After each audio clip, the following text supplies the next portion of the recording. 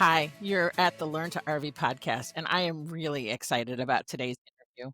I actually found Jennifer Skinnell online on Facebook as she was traveling this year, and she became one of our Learn to RV writers. The chance to do community spotlight series is just something that's been so special for us.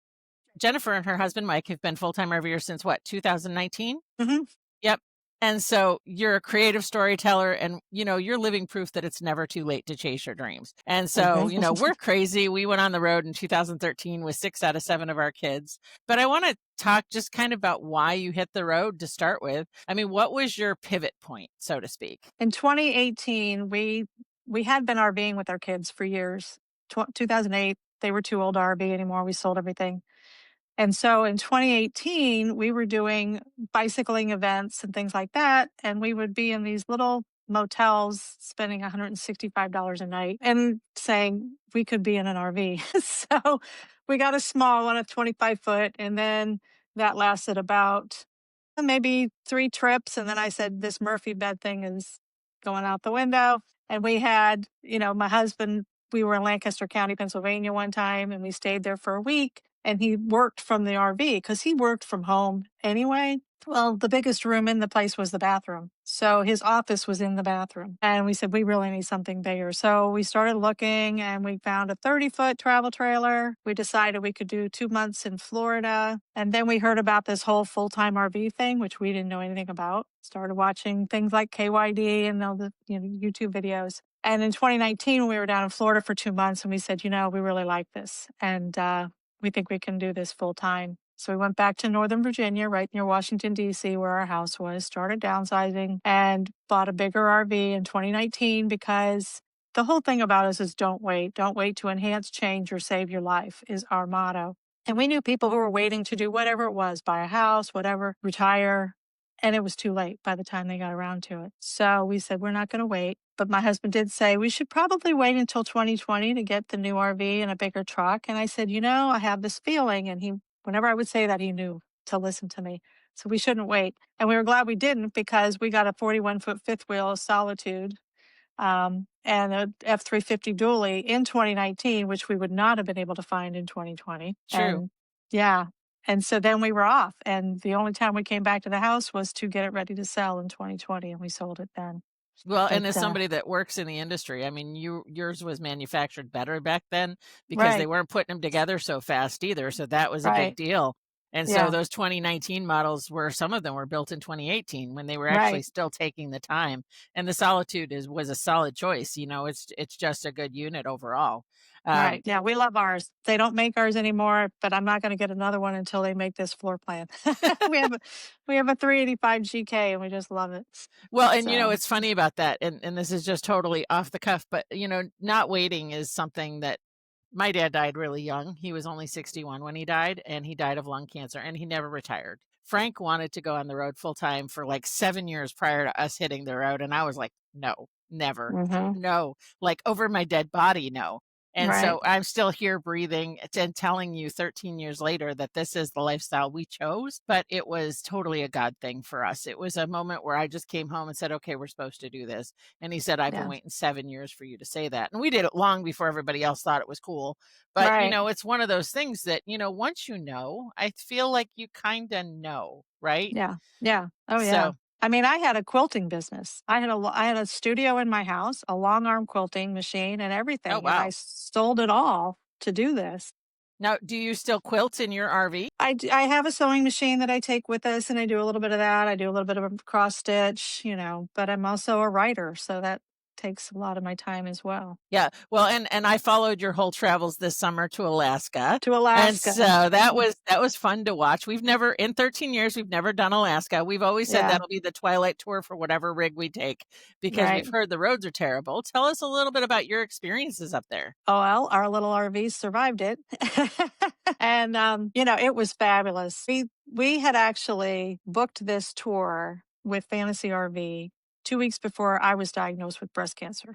So that was in 2023 was when we booked it to go in 25 because that was going to be our 40th wedding anniversary. And we had it during the trip was our 40th wedding anniversary. And so this was, the big thing we were going to do. And then when I was diagnosed, we're like, okay, now it's even more important. to do it, right? And so that was just a fabulous trip. To go with Fantasy was a great way to go because they planned everything. We also had fabulous tail gunners and wagon masters that did everything for us. Now we can say we've been to Alaska and we've been to Western Canada. As far as the RV goes, take your time, just go slow. And, we didn't have anything that fell off the walls or anything. We had dust more than anything. Dust, lots of dust. We do have our bikes on a Hollywood bike rack on the back of the RV, and they were wrapped up with the Formosa cover, and it completely covers the bikes. That thing was completely covered in dust on the outside. We took the Oh, cover off, wow. and the bikes were fine. So I highly recommend both of those if you're looking to do something like that. But it was just a fabulous trip. No, we got to see the whales. We did everything. So Oh, that's awesome. yeah. Okay, so, like me, there's probably lots of places you love. Can you Mhm. pick out a handful of those places that are the most memorable for you? So Banff, loved Banff when we went up into Canada. Ouray, Colorado, we spent a month there and we had all four seasons in the month of May. It's just a beautiful, beautiful place. You wake up with We were snow and in the next day Colorado it's in May. sunny. I Yeah, understand. you just never know. But Ouray is like the little Switzerland of America. And it was just a beautiful place with the campground we stayed in. We could walk into town. We loved Ouray. Zion, because we got to experience that with our kids and our grandkids. They had never been out there. So there's just so many that we've done that, we've done 20,000, almost 20,000 miles this year alone. Wow. So, because we also went to Baja California, Mexico on a fantasy tour in February, the end of February. So, So you have know, you earned your little pin from Fantasy yet then? no, we've only done two. And I don't think we'll do any more because all of the places that we looked at the other tours, but they're like, okay, these are things we could do on our own. Yeah. Like we're going to do Newfoundland next year, but we're doing it on our own. Well, and we have friends that did Africa with Fantasy and absolutely loved the Yeah. experience, but they only do Yeah. that like once every other year, I think. And so you have Right. to catch them before it fills up too. Can you tell people a little bit what Fantasy Tours is? You don't work for them.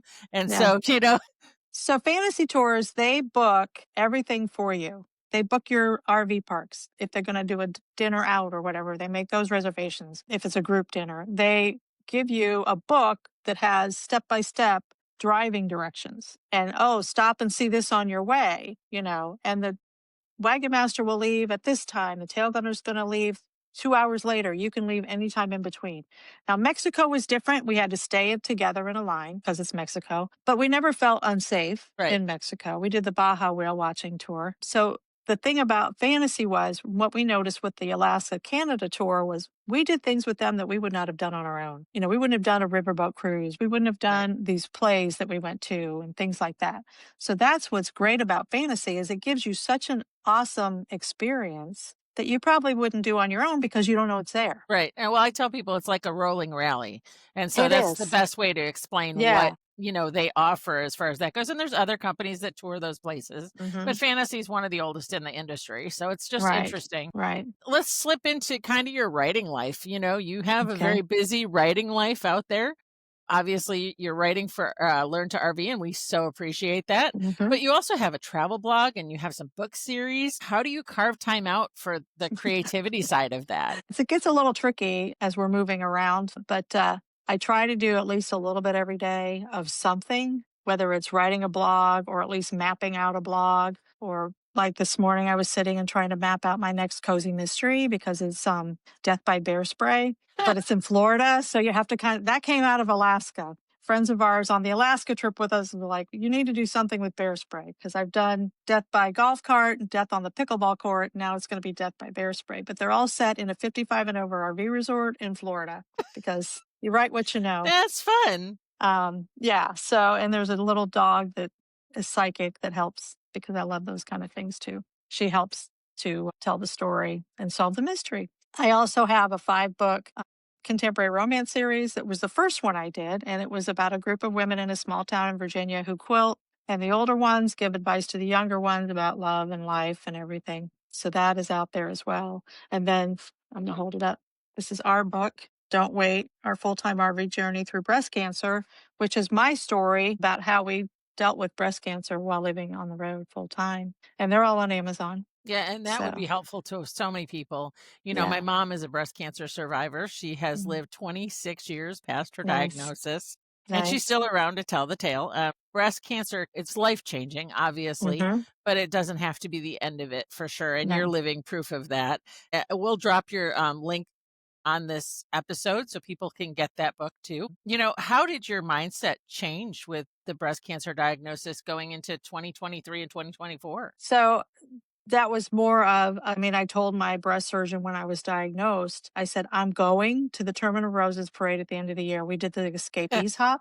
I told him, I said, it's not, I want to go, I'm going. And I said, whatever we got to do to get me there, And I was almost 60 at that point. And I said, I don't want to have to deal with it anymore. I'd had one abnormal on the road, had to find a place on the road because the September before in 22, I had my mammogram and we left because every year, the way we do our life is we come back to Ohio twice a year in Okay. the spring and in the fall. This is our medical home base. This is where our grandkids are. So this is our medical home base. And we get all of our medical stuff done and then we leave. Well, in 22, I did that. And then on the road, they called me and said, you need a follow up. And I said, I've already left. So I had to find a place on the road to do a follow up mammogram and ultrasound. Wow. I finally did, and it actually was the place that I used to go to when I lived in Northern Virginia.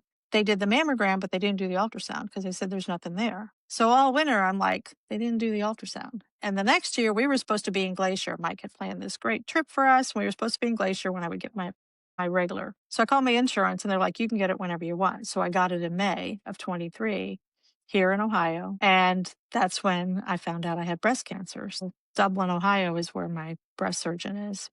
And he actually wrote the foreword for my book, Oh, neat. which was wonderful. Yeah. But, it's what it's done is Mike and I now live that life of don't wait to enhance, change, or save your life. Just get out there and do what you can while you can because you just never know, what's going to happen.